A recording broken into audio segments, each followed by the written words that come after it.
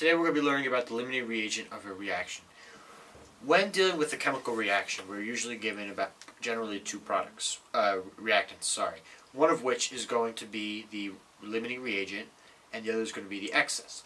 The limiting reagent is basically the reactant that's going to be completely used up when the reaction occurs. The excess is going to only be used, there's only a certain amount that's going to be used up as opposed to having all of it used up. So what will happen is all of the limiting reagent will be used up and there will still be some excess remaining at the completion of the reaction. Now, the limiting reagent comes into play in certain questions you may encounter in your normal chemistry class. The key factor in order to determine that you're going to need to identify the limiting reagent is that the starting quantities of both reactants will be given. This is the key identifying factor that will help you to know that you need to identify the limiting reagent. There are generally two types of questions that you'll encounter that will require this. The first is basically asking you how much product will we get. So let's take a look at an example. Suppose a solution containing 3.50 grams of sodium phosphate is mixed with a solution containing 6.40 grams of barium nitrate. How many grams of barium phosphate can be formed?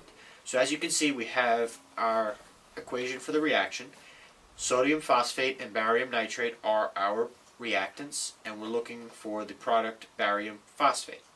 So because we're given the starting quantities of both reactants, we're going to need to use this information to determine the limiting reagent so we can ultimately determine how much barium phosphate we're going to get. So the first thing we have to do is convert the starting quantities to moles.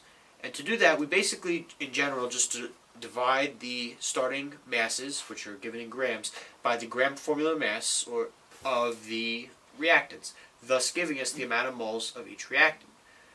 From here, we have to calculate the expected amount of product. And to do this, we use the mole ratio between the reactants and the products.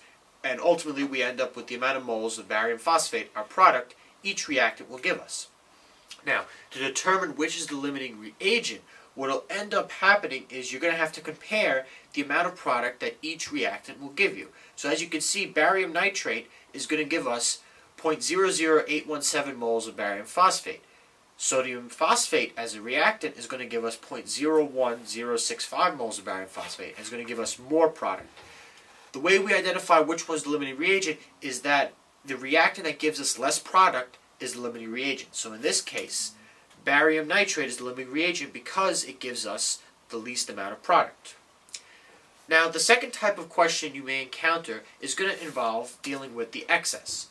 The question will basically ask you how much excess remains. Keep in mind, though, they'll still give you the starting quantities of the original two reactants. So, using the past question that we were just working with, sodium phosphate was the excess. So the question is now asking how much is going to remain after the reaction occurs. So what ends up happening is, to start off, we need to determine how much of the excess, sodium phosphate in this case, is needed for the reaction. And to do that, we use a simple mole ratio.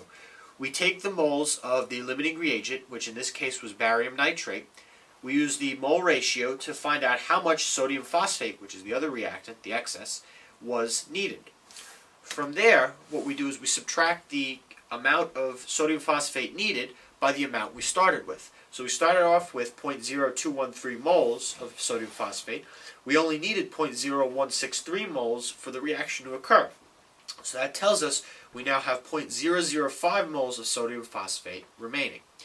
And from here, you could either leave it in moles, or you can convert to grams by multiplying it by the gram formula mass.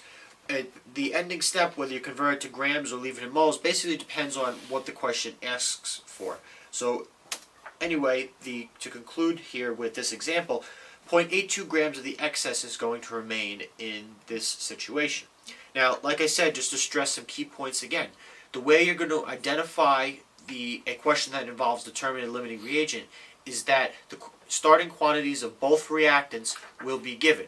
If the starting quantity of only one reactant is given and you're asked how much product will form or how much excess remains, you would just use a simple conversion and don't need to worry about the limiting reagent. However, like I said, if you have a question where it asks for how much product is formed or how much excess remains, and the starting quantities of both reactants is given, then you need to identify the limiting reagent. And that is probably the most important thing that you will need to help identify that particular question type.